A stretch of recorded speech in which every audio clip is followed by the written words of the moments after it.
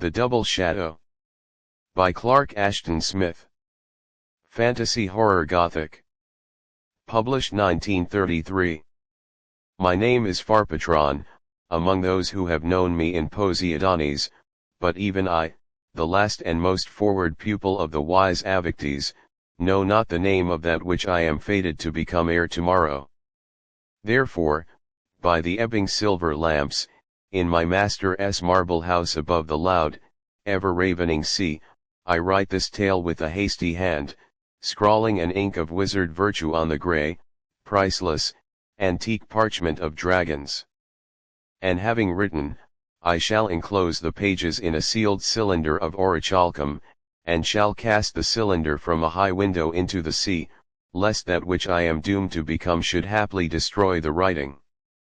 And it may be that mariners from Lafara, passing to UMB and Piner in their tall triremes, will find the cylinder, or fishers will draw it from the wave in their sense of abysses, and having read my story, men will learn the truth and take warning, and no man's feet, henceforward, will approach the pale and demon-haunted house of Avictes. For 6 years, I have dwelt apart with the aged master, forgetting youth and its wonted desires in the study of arcanic things. Together, we have delved more deeply than all others before us in an interdicted lore, we have solved the keyless hieroglyphs that guard anti-human formulae, we have talked with the prehistoric dead, we have called up the dwellers in sealed crypts, in fearful abysses beyond space. Few are the sons of mankind who have cared to seek us out among the desolate, wind-worn crags, and many, but nameless, are the visitants who have come to us from further bournes of place and time. Stern and white as a tomb, older than the memory of the dead, and built by men or devils beyond the recording of myth, is the mansion in which we dwell. Far below, on black, naked reefs, the northern sea climbs and roars indomitably, or ebbs with a ceaseless murmur as of armies of baffled demons, and the house is filled evermore, like a hollow-sounding sepulchre, with the drear echo of its tumultuous voices, and the winds wail in dismal wrath around the high towers, but shake them not.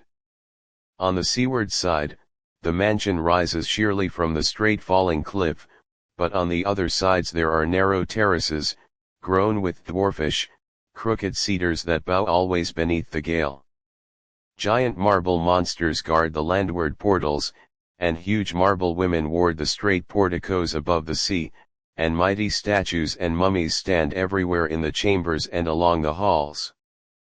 But, saving these, and the spirits we have summoned, there is none to companion us, and liches and shadows have been the servitors of our daily needs. All men have heard the fame of Avictes, the sole surviving pupil of that Meleagris who tyrannized in his necromancy over Ciceron from a tower of sable stone, Meleagris, who lay dead for years while men believed him living, who, lying thus, still uttered potent spells and dire oracles with decaying lips. But Avictes lusted not for temporal power in the manner of Meleagris, and having learned all that the elder sorcerer could teach him, withdrew from the cities of Adonis to seek another and vaster dominion, and I, the youth Farpatron, in the latter years of Avictes, was permitted to join him in this solitude, and since then, I have shared his austerities and vigils and evocations, and now, likewise, I must share the weird doom that has come in answer to his summoning. Not without terror, since man is but mortal, did I, the neophyte, behold at first the abhorrent and tremendous faces of them that abate Avictes, the genii of the sea and earth, of the stars and the heavens, who pass to and fro in his marmorine halls. I shuddered at the black writhing of submundane things from the many-volumed smoke of the braziers, I cried in horror at the grey foulnesses, colossal, without form, that crowded malignly about the drawn circle of 7 colors, threatening unspeakable trespass on us that stood at the center. Not without revulsion did I drink wine that was poured by cadavers, and eat bread that was purveyed by phantoms. But use and custom dulled the strangeness, destroyed the fear, and in time I believed implicitly that Averoigne was the lord of all incantations and exorcisms, with infallible power to dismiss the beings he evoked. Well had it had been for Averoigne and for me if the master had contented himself with the lore preserved from Atlantis and Thule, or brought over from Mu and Myopon. Surely this should have been enough, for in the ivory-sheeted books of Thule there were blood-writ runes that would call the demons of the 5th and 7th planets, if spoken aloud at the hour of their ascent, and the sorcerers of Mu had left record of a process whereby the doors of far future time could be unlocked, and our fathers, the Atlanteans, had known the road between the atoms and the path into far stars, and had held speech with the spirits of the sun. But Averoigne's thirst for a darker knowledge, a deeper empery, and into his hands, in the 3rd year of my novitiate, there came the mirror-bright tablet of the lost serpent people. Strange, and apparently fortuitous, was our finding of the tablet. At certain hours, when the tide had fallen from the steep rocks, we were wont to descend by cavern-hidden stairs to a cliff-walled crescent beach behind the promontory on which stood the house of Averoigne. There, on the dun, wet sands, beyond the foamy tongues of the surf, would lie the worn and curious driftage of alien shores, and trove that hurricanes had cast up from unsound deeps, and there we had found the purple and sanguine volutes of great shells, and rude lumps of ambergris, and white flowers of perpetually blooming coral, and once, the barbaric idol of green brass that had been the figurehead of a galley from far hyperboreal isles. There had been a great storm, such as must have riven the sea to its nethermost profound, but the tempest had gone by with morning, and the heavens were cloudless on that fatal day when we found the tablet, and the demon winds were hushed among the high crags and chasms, and the sea lisped with a low whisper, like the rustle of gowns of samite trailed by fleeing maidens on the sand. And just beyond the ebbing wave, in a tangle of russet seaweed, we beheld a thing that glittered with blinding sun-like brilliance. And running forward, I plucked it from the rack before the wave's return, and bore it to Averoigne. The tablet was wrought of some nameless metal, like never-rusting iron, but heavier. It had the form of a triangle and was broader at the widest than a man's heart. On one side it was wholly blank, and Averoigne and I, in turn, beheld our features mirrored strangely, like the drawn, pallid features of the dead, in its burnished surface. On the other side many rows of small crooked ciphers were incised deeply in the metal, as if by the action of some mordant acid, and these ciphers were not the pictorial symbols or alphabetic characters of any language known to the master or to me.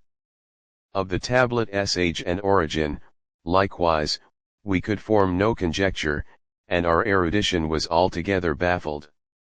For many days thereafter we studied the writing and held argument that came to no issue. And night by night, in a high chamber closed against the perennial winds, we pondered over the dazzling triangle by the tall straight flames of silver lamps.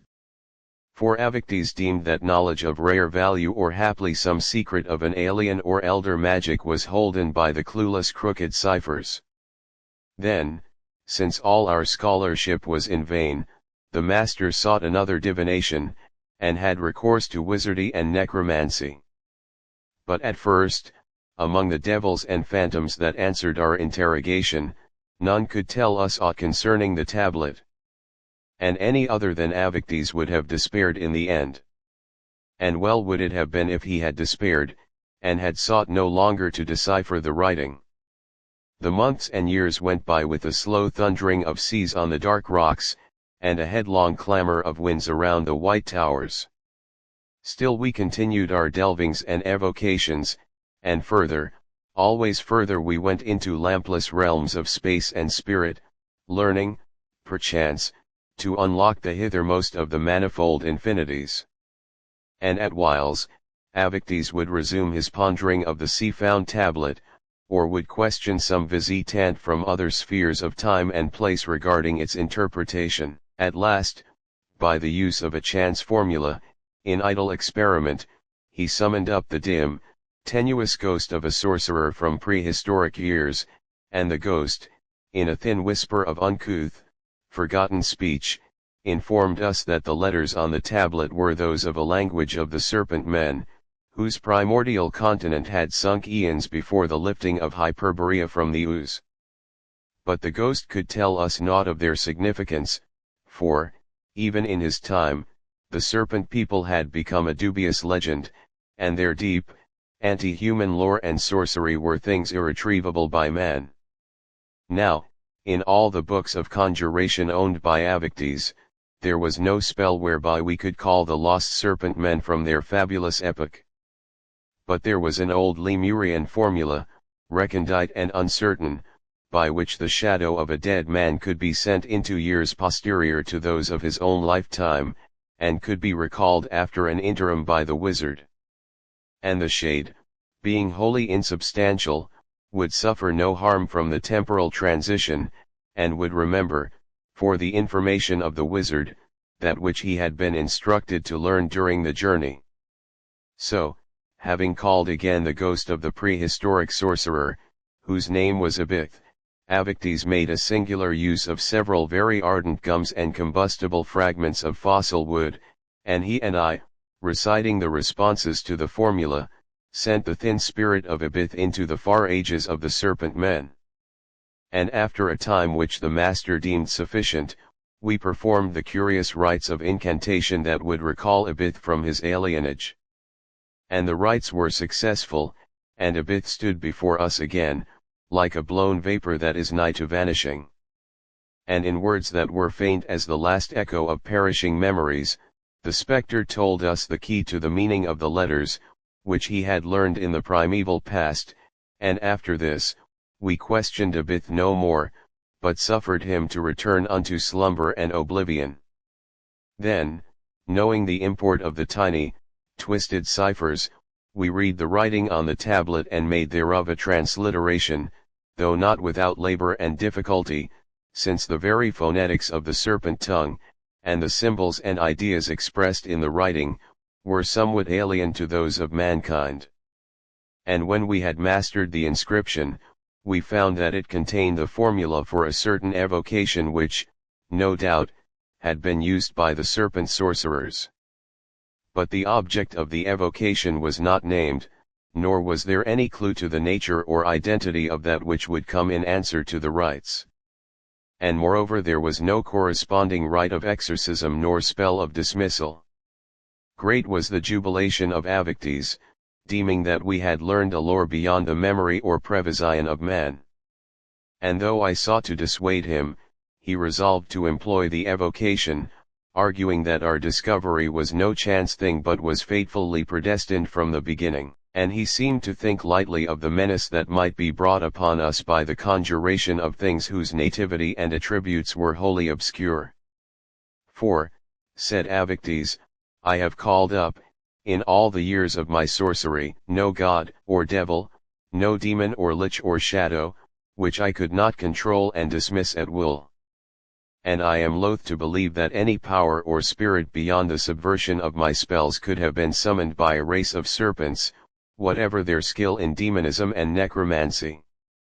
So, seeing that he was obstinate, and acknowledging him for my master in all ways, I consented to aid Averoigne in the experiment, though not without dire misgivings. And then we gathered together, in the chamber of conjuration, at the specified hour and configuration of the stars, the equivalents of sundry rare materials that the tablet had instructed us to use in the ritual. Of much that we did, and of certain agents that we employed, it were better not to tell, nor shall I record the shrill, sibilant words, difficult for beings not born of serpents to articulate, whose intonation formed a signal part of the ceremony. Toward the last, we drew a triangle on the marble floor with the fresh blood of birds, and Averoigne stood at one angle, and I at another, and the gaunt umber mummy of an Atlantean warrior, whose name had been Oigos, was stationed at the third angle. And standing thus, Averoigne and I held tapers of corpse tallow in our hands, till the tapers had burned down between our fingers as into a socket. and in the outstretched palms of the mummy of Oigos, as if in shallow thirstayables, talc and asbestos burned, ignited by a strange fire whereof we knew the secret. At one side we had traced on the floor an infrangible ellipse, made by an endless linked repetition of the 12 unspeakable signs of Almur, to which we could retire if the visitant should prove inimical or rebellious. We waited while the pole-circling stars went over, as had been prescribed. Then, when the tapers had gone out between our seared fingers, and the talc and asbestos were wholly consumed in the mummy's eaten palms, Avictes uttered a single word whose sense was obscure to us, and Oigos, being animated by sorcery and subject to our will, repeated the word after a given interval, in tones that were hollow as a tomb-born echo, and I in my turn also repeated it. Now, in the chamber of evocation, before beginning the ritual, we had opened a small window giving upon the sea, and had likewise left open a high door on the hall to landward, lest that which came in answer to us should require a spatial mode of entrance.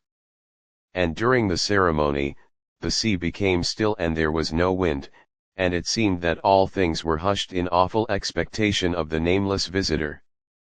But after all was done, and the last word had been repeated by Oigos and me, we stood and waited vainly for a visible sign or other manifestation. The lamps burned stilly in the midnight room, and no shadows fell, other than were cast by ourselves and Oigos and by the great marble women along the walls. And in the magic mirrors we had placed cunningly, to reflect those that were otherwise unseen, we beheld no breath or trace of any image. At this, after a reasonable interim, Avictes was sorely disappointed, deeming that the evocation had failed of its purpose, and I, having the same thought, was secretly relieved. And we questioned the mummy of Oigos, to learn if he had perceived in the room, with such senses as are peculiar to the dead, the sure token or doubtful proof of a presence undescried by us the living. And the mummy gave a necromantic answer, saying that there was nothing. Verily, said Avictes, it were useless to wait longer. For surely in some way we have misunderstood the purport of the writing, or have failed to duplicate the matters used in the evocation, or the correct intonement of the words. Or it may be that in the lapse of so many eons, the thing that was formerly wont to respond has long ceased to exist, or has altered in its attributes so that the spell is now void and valueless. To this I assented readily, hoping that the matter was at an end. So, after erasing the blood-marked triangle and the sacred ellipse of the link signs of Almur, and after dismissing Oigos to his wonted place among other mummies, we retired to sleep. And in the days that followed, we resumed our habitual studies, but made no mention to each other of the strange triangular tablet or the vain formula. Even as before, our days went on, and the sea climbed and roared in white fury on the cliffs, and the winds wailed by in their unseen, sullen wrath, bowing the dark cedars as witches are bowed by the breath of Taran, god of evil. Almost, in the marvel of new tests and cantrips, I forgot the ineffectual conjuration, and I deemed that Avictes had also forgotten it. All things were as of yore, to our source-roused perception, and there was naught to trouble us in our wisdom and power and serenity, which we deemed secure above the sovereignty of kings. Reading the horoscopic stars, we found no future ill in their aspect, nor was any shadow of bale foreshown to us through geomancy, or other modes of divination such as we employed.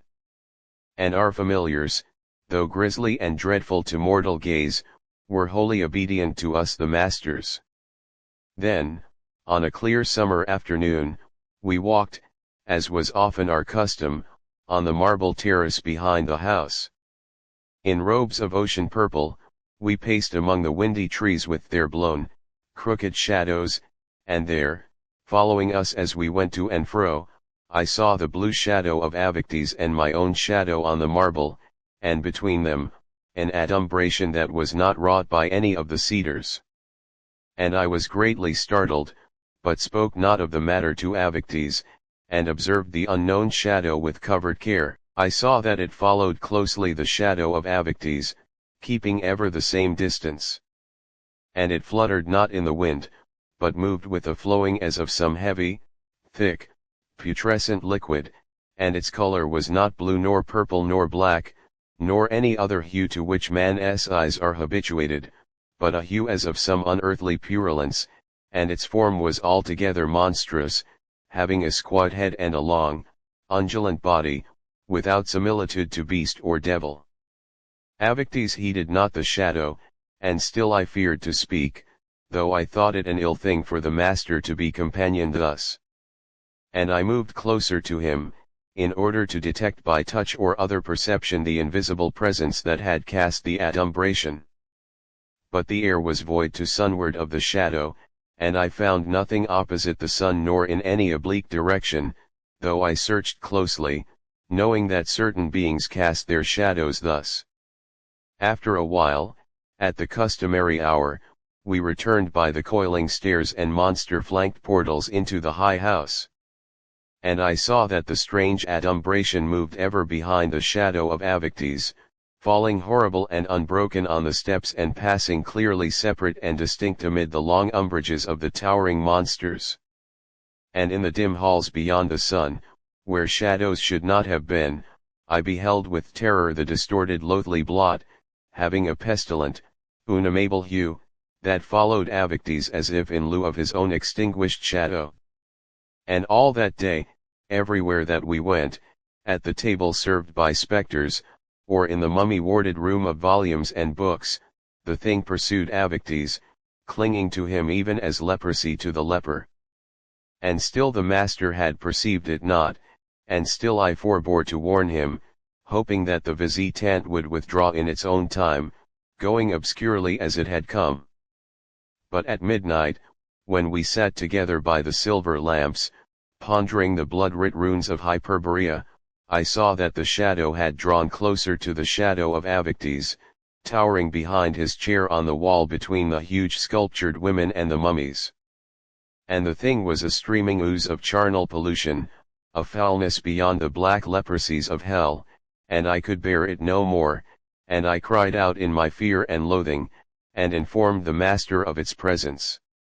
Beholding now the shadow, Averoigne considered it closely and in silence, and there was neither fear nor awe nor abhorrence in the deep, graven wrinkles of his visage. And he said to me at last, "This thing is a mystery beyond my lore, but never, in all the practice of my art, has any shadow come to me unbidden. And since all others of our evocations have found answer ere this, I must deem that the shadow is a veritable entity, or the sign of an entity, that has come in belated response to the formula of the serpent sorcerers, which we thought powerless and void, and I think it well that we should now repair to the chamber of conjuration, and interrogate the shadow in such manner as we may, to inquire its nativity and purpose." We went forthwith into the chamber of conjuration, and made such preparations as were both necessary and possible. And when we were prepared to question it, the unknown shadow had drawn closer still to the shadow of Averoigne, so that the clear space between the two was no wider than the thickness of a necromancer's rod. Now, in all ways that were feasible, we interrogated the shadow, speaking through our own lips and the lips of mummies and statues. But there was no determinable answer, and calling certain of the devils and phantoms that were our familiars, we made question through the mouths of these, but without result. And all the while, our magic mirrors were void of any reflection of a presence that might have cast the shadow, and they that had been our spokesmen could detect nothing in the room. And there was no spell, it seemed, that had power upon the visitant. So Averoigne became troubled, and drawing on the floor with blood and ashes the ellipse of Almur, wherein no demon nor spirit may intrude, he retired to its center. But still within the ellipse, like a flowing taint of liquid corruption, the shadow followed his shadow, and the space between the two was no wider than the thickness of a wizard's pen. Now, on the face of Averoigne, horror had graven new wrinkles, and his brow was beaded with a deathly sweat. For he knew, even as I, that this was a thing beyond all laws, and foreboding naught but disaster and evil. And he cried to me in a shaken voice, and said, I have no knowledge of this thing nor its intention toward me, and no power to stay its progress. Go forth and leave me now, for I would not that any man should witness the defeat of my sorcery and the doom that may follow thereupon. Also, it were well to depart while there is time, lest you too should become the quarry of the shadow and be compelled to share its menace. Though terror had fastened upon my inmost soul, I was loath to leave Avictes. But I had sworn to obey his will at all times and in every respect, and moreover I knew myself doubly powerless against the adumbration, since Avictes himself was impotent.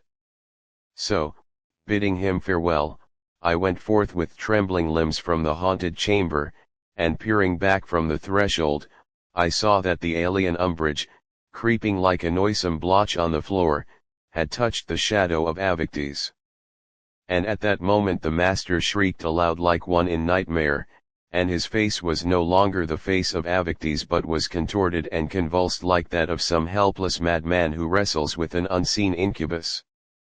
And I looked no more, but fled along the dim outer hall and through the high portals giving upon the terrace. A red moon, ominous and gibbous, had declined above the terrace and the crags, and the shadows of the cedars were elongated in the moon, and they wavered in the gale like the blown cloaks of enchanters. And stooping against the gale, I fled across the terrace toward the outer stairs that led to a steep path in the riven waste of rocks and chasms behind Avictes' house.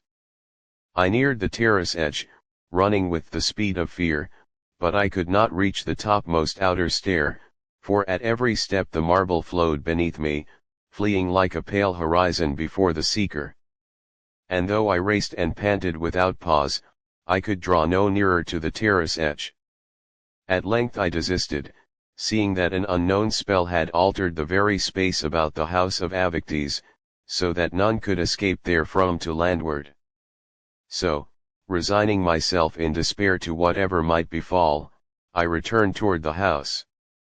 And climbing the white stairs in the low, level beams of the crag-caught moon, I saw a figure that awaited me in the portals. And I knew by the trailing robe of sea purple, but by no other token, that the figure was Avictes. For the face was no longer in its entirety the face of man, but was become a loathly fluid amalgam of human features with a thing not to be identified on earth. The transfiguration was ghastlier than death or the changes of decay, and the face was already hued with the nameless, corrupt, and purulent color of the strange shadow, and had taken on, in respect to its outlines, a partial likeness to the squat profile of the shadow. The hands of the figure were not those of any terrene being, and the shape beneath the robe had lengthened with a nauseous undulant pliancy, and the face and fingers seemed to drip in the moonlight with a deliquescent corruption. And the pursuing umbrage, like a thickly flowing blight, had corroded and distorted the very shadow of Avictes, which was now double in a manner not to be narrated here. Fain would I have cried or spoken aloud, but horror had dried up the fount of speech. And the thing that had been Avictes beckoned me in silence, uttering no word from its living and putrescent lips. And with eyes that were no longer eyes, but had become an oozing abomination, it peered steadily upon me. And it clutched my shoulder closely with the soft leprosy of its fingers, and led me half swooning with revulsion along the hall, and into that room where the mummy of Oigos, who had assisted us in the threefold incantation of the serpent men, was stationed with several of his fellows. By the lamps which illumined the chamber, burning with pale, still, perpetual flames, I saw that the mummies stood erect along the wall in their exanimate repose, each in his wonted place with his tall shadow beside him. But the great, gaunt shadow of Oigos on the marble wall was companioned by an adumbration similar in all respects to the evil thing that had followed the master and was now incorporate with him. I remembered that Oigos had performed his share of the ritual, and had repeated an unknown stated word in turn after Avictes, and so I knew that the horror had come to Oigos in turn, and would wreak itself upon the dead even as on the living. For the foul, anonymous thing that we had called in our presumption could manifest itself to mortal ken in no other way than this. We had drawn it from unfathomable depths of time and space, using ignorantly a dire formula, and the thing had come at its own chosen hour, to stamp itself in abomination uttermost on the evocators. Since then, the night has ebbed away, and a second day has gone by like a sluggish ooze of horror. I have seen the complete identification of the shadow with the flesh and the shadow of Avictes. And also I have seen the slow encroachment of that other umbrage, mingling itself with the lank shadow and the sere, bituminous body of Oigos, and turning them to a similitude of the thing which Avictes has become. And I have heard the mummy cry out like a living man in great pain and fear, as with the throes of a second dissolution, at the impingement of the shadow. And long since it has grown silent, like the other horror, and I know not its thoughts or its intent. And verily I know not if the thing that has come to us be one or several, nor if its avatar will rest complete with the three that summoned it forth into time, or be extended to others. But these things, and much else, I shall soon know, for now, in turn, there is a shadow that follows mine, drawing ever closer.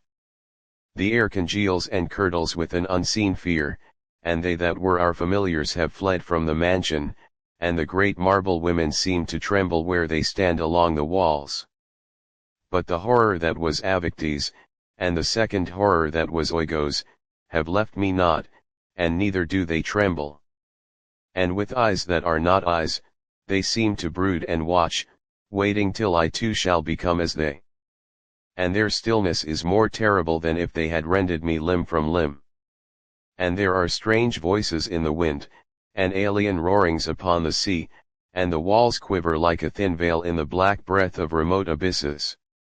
So, knowing that the time is brief, I have shut myself in the room of volumes and books and have written this account. And I have taken the bright triangular tablet, whose solution was our undoing, and have cast it from the window into the sea, hoping that none will find it after us. And now I must make an end, and enclose this writing in the sealed cylinder of orichalcum, and fling it forth to drift upon the wave. For the space between my shadow and the shadow of the horror is straitened momently, and the space is no wider than the thickness of a wizard's pen. Dear listener, if you enjoy this audiobook, please like, share, and subscribe to my YouTube channel. Your support helps me continue creating more informative audiobooks. Thank you.